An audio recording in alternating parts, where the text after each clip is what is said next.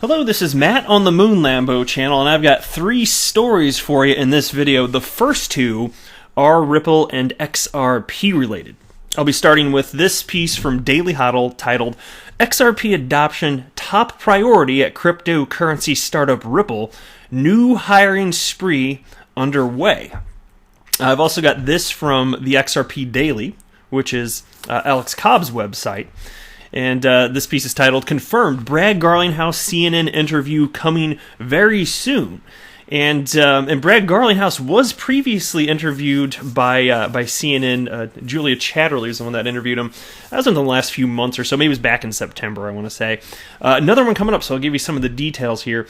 And then I'm going to wrap up with this story, unrelated to Ripple and XRP, but stick around. I think you're going to find it fascinating. This one's from Bitcoinist.com. And it's titled, Buffett sees Bitcoin as a store of fear, not a store of value, says eToro's Yoni Asia, if I'm saying that right. And I'm probably not. I butcher names all the time. It's just what I do. Now, many of you will recall that Warren Buffett, he had to, maybe that is the way he's looking at it, actually. Oh, I have to do this thing. Justin Sun, founder of Tron, he donated a massive amount, it's probably in the article, I think it was, maybe it was like $4.6 million or something, dollars or something like that, to a charity. And one of the perks that you get for being the highest donator to this particular charity is you get to have a dinner, or I forget. I ran through the piece earlier. It was either lunch or dinner. I don't remember. You get to, maybe it was dinner. You get with Warren Buffett. You can bring some guests, and so that finally did happen.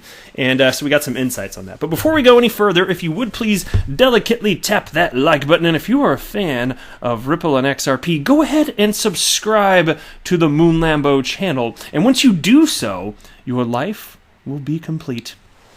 Make that happen. All right, well, let's dive into this first piece now. XRP adoption top priority at cryptocurrency startup Ripple. New hiring spree underway. A slew of new job openings at Ripple is shedding light, on the company's push to spread adoption of the crypto asset XRP. Yes, take a look at this. Spring, Ripple's fundraising and development arm is hiring 10 new people in positions ranging from senior infrastructure engineer to director of product management to vice president of developer relations. The positions are designed to help Ripple create and promote an ecosystem that gives engineers the resources they need to help enterprise applications on the XRP ledger. I'll tell you what, if I didn't own my own company, I would see if Ripple would be willing to hire me. I don't know. They're pretty stringent these days. Bob Way, he's like the 10th employee of Ripple ever. And I haven't heard from him in a while. I don't know if he kind of ghosted or something, but he was joking, maybe half joking, about how the degree to which candidates for employment are scrutinized at this point led him to state that he doesn't think that he ultimately would have been hired at this state and time. So, but again, he was the 10th employee. So, anyway, so according to Ripple, quote, Spring is Ripple's open developer platform for money, and our vision is to bring money to the internet. We work on open source projects for fiat and cryptocurrencies. We build tools, offer services, and provide support to developers to make it easy to build on our core open source technologies, the XRP ledger and the Interledger protocol. We help developers add money into their applications on using XRP and ILP. And I'll tell you what, one of the things that I'm definitely always going to be watching as it pertains to the adoption of XRP as a bridge currency, one of the things definitely we're checking is Ripple expanding the ecosystem? Yes, we check that. Of course, there's going to be more human bodies required to make that happen as it expands over time. So Ripple should be, in theory, you would think, perpetually hiring for all things XRP related in terms of actual adoption. And so this is just one more metric you can track, and it sure is happening. And as an XRP investor, stuff like this actually matters to me. And then they write, last week, Spring announced it's rolling out a new development relations initiative to engage engineers, offering a central hub to share content, discover events, and get support. And in December, Spring launched a software development kit to help developers integrate XRP-based payments into their products. One of the jobs advertised on Ripple's website is for an SDK and tools engineer. Job duties include assisting with creating tools for the Interledger protocol. And Spring has also allocated more than $500 million worth of XRP to fund businesses building on crypto and blockchain technology. So, full steam ahead here. I like this. Take a look at this. Also, I did want to mention this. Ripple's exchange partner in Mexico begins trading in Argentine peso. I didn't mention this at the outset just because I'm of the video, just because I'm going to be real brief with this because I did mention this, but there's another brand new story on this today, so I thought I'd just give it at least a blur before moving on here. Ripple's payment solutions have enabled banks and payment providers to process cross-border transfers swiftly and at a low cost. Owing to these reasons, the company began processing payments in various corridors across the world like Mexico, the Philippines, Australia, etc.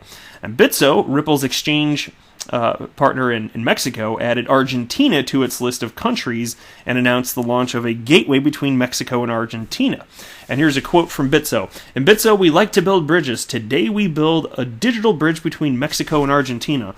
Like our users in Mexico, we want Argentines to enjoy simple, global, and transparent financial services. Welcome. And so there you go. Another new XRP corridor. Very cool stuff here.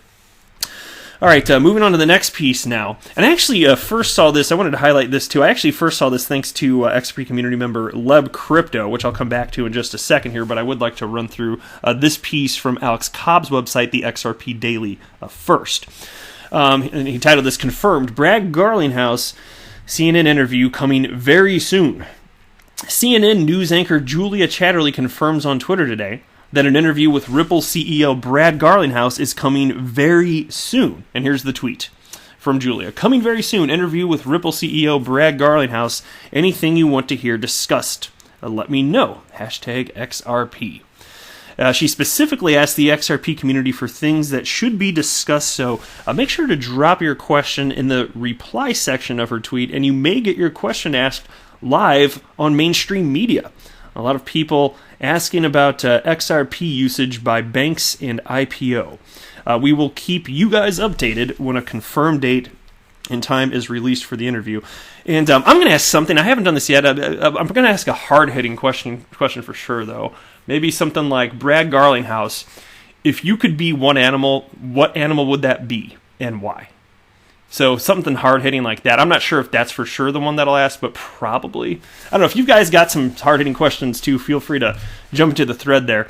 Love Crypto responded, please ask him directly the only question that matters to the vast majority of this interview's audience, i.e. investors in XRP. Why does the price of XRP still not reflect its utility, or at least its potential utility? Why massively underperforming for a long time? Win Moon. And just to be clear, he is a member of the XRP community. He's pro XRP. Love Crypto is there.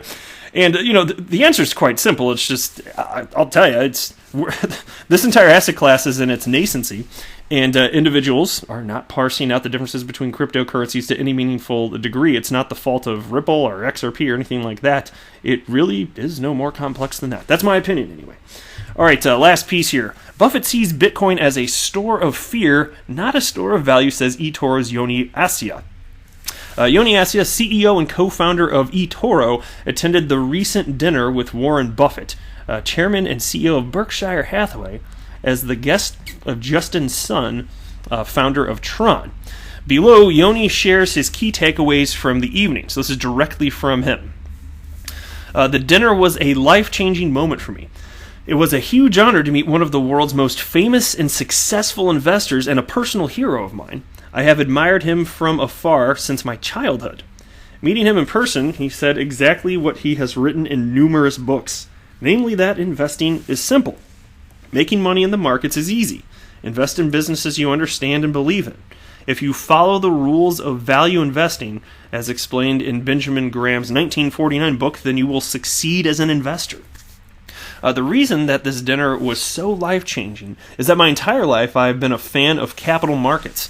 I started investing at 13, and I've built a company whose vision is to provide everyone, everywhere, with access to these markets. Yet, while I know a lot of people involved in capital markets, very few follow value investing. It's like hidden magic that reveals itself to you only after 20 years of making 15 to 20% and compounding those returns. Luckily, I have popular investors on the eToro platform who can now read this book and put value investing into practice for the benefit of our global user base. Warren believes in businesses that generate value. Bitcoin does not have these overt indicators, so he does not see the value of Bitcoin. And I've heard, by the way, I'm going to break in and just jump here real quick here. Yes, that's absolutely the case. That's where Warren's coming from here. And you know what that's an indicator of? He has the wrong valuation model, period. I'll get back into it now. So then his comments continue.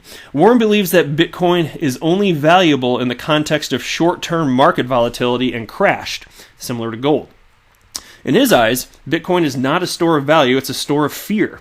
He believes that investing in something that expects a market crash is not a good strategy. Warren believes in businesses that generate value, therefore, he does not see the value of Bitcoin. He believes Bitcoin is only valuable because of fear of what happens in the short term if the markets crash, similar to gold.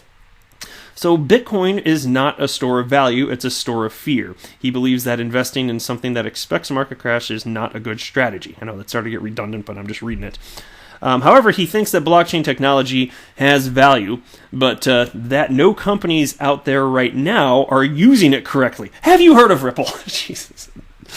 Oh, Lord. The smartest money says it's an important technology, but no one is really using it yet. Oh my God, have you heard of Ripple? It's really grinding my gears here. I agree with him that we are still very much at the early stage of blockchain technology, yet I am incredibly excited about its potential, especially its potential to do good. We must remember that transformative technologies take time. Alessandro Volta produced electricity through a chemical reaction in 1800. 31 years later, Michael Faraday introduced a machine that generated electricity, but only in 1878 did Thomas Edison invent the light bulb, which brought electricity to the mainstream. Last year, we started an experiment called Good Dollar, designed to try and reduce wealth inequality through blockchain technology. Our goal is to build a new global open source cryptocurrency called Good Dollar, which, if adopted, would be a positive force in bringing more people to the global economy and reducing financial inequality. Its goal is to distribute money to all using the principles of UBI on a global scale.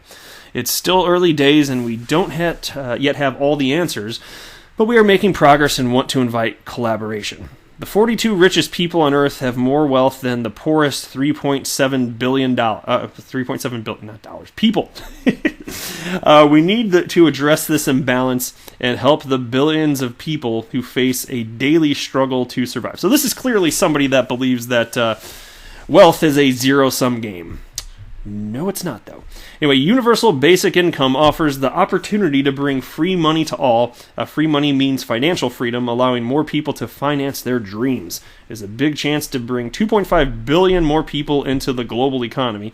This will, in turn, provide growth, so it's a win-win. You can find out more at gooddollar.org. So there you go. Interesting piece.